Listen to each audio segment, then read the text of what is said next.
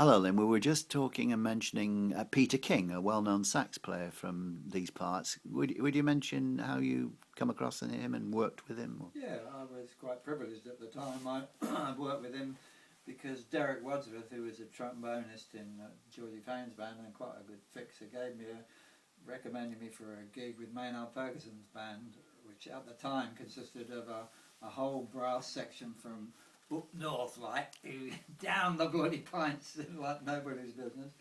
But the sax section included Peter King, and it also included Cecil Payne, who was a very famous black American, but in a very bad state. I'm sure he was just coming off heroin himself at the time, and I have to say that's what Peter King is one of the few people I've ever met who was, well, I don't know whether I should say this, but he had been an addict, serious addict, and he managed to get off it, and that was, I think when I met him then, he was in that very sensitive kind of state that you are if you've been seriously,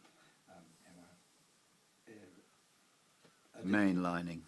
So not only, and we had a very nice relationship actually, because I was a lot younger, but not only did we play in Maynard's band, but he was interested in painting too, and we spent a lot of time. I remember distinctly. Who's the we? You and Peter King. Me and Peter King. He painted so, and I think it was quite an inspiring landscape in Sweden. So it was for both of us. So we spent a lot of mornings going out and painting the landscape. Wow. I remember this clearly because I was a bit stuck for brushes. I remember painting a landscape with my shaving brush since I didn't have anything else around. But Pete was, and I'm sure he still is a very fine visual artist as well as a brilliant. He is probably the Tremendous sax player. the quintessential bebop player. I think. Uh-huh. Yeah, tremendous. I think he was one of the first, the best, serious bebop players. Mm-hmm. Well, far as I know, although I've not met him myself, I hear he's still almost at the top of his tree to this day, and he's highly regarded. Absolutely. I think I've heard recordings of him, and I see his name around. He's still gigging and still gigging and doing why not? stuff. He's Yeah. probably no older than I am, actually. maybe a little. Yeah. Perhaps, but whatever. A year or two. Yeah. He's somebody I've always admired. Yeah. And so the Maynard Ferguson band, how long did that last? For me, it was a long time, but for me, I just did this tour of Sweden. I was only booked for that, which was a month, Mm-hmm. and a fantastic experience actually. As I said, it had the whole brass section, mostly from Manchester. Mm-hmm. Originally he had an American band, but I think he came over to Europe, and it made sense to obviously if you want the best brass players in those days, certainly you would go to the north of England where the brass tradition is strong. So he had a very strong, brass section, and a sprinkling of other people from the south, from London. I see. So a lot of the brass band players from the north of England. Yes. We were talking they about were serious jazz players too. Yeah.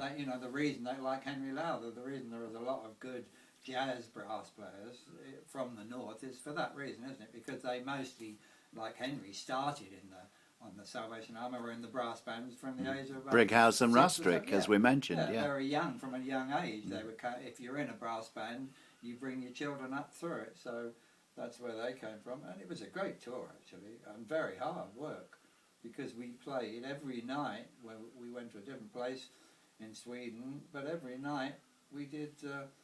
We not only did a gig in the evening, we did an afternoon. Many times we did in the bundle parks. In the parks, we would play in the bandstand in the parks during the afternoon. So we were doing like 2 gigs a night, playing for dancing, like high class dancing. Mm-hmm.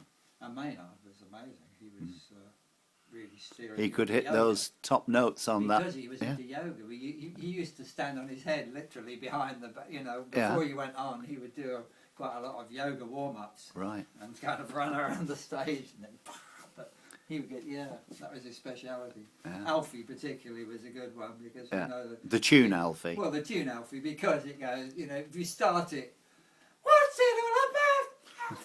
You've got to go. Yeah, right, You got that. And he really, he creamed it. But he was a very good, serious player. Oh, yeah. For sure. Yeah. Okay. And the parts were not in fact, he taught me something really good, because I remember there was one arrangement of Take the A Train, phenomenally fast, you know, but it had this kind of whole sax section unison passaging that was impossible, and we were all kind of fumbling around it. And he said, "I said, man, you just fake it. You can't play it. It's impossible to play it. You just fake it." And we did. And I, in a way, it was just the key, really. We could do it. Yeah. By the time you faked it, you've actually done it right. But if you tried to look at every note, there's no way. You could do it. Yeah. So it was a good learning curve. That. Yeah. Okay.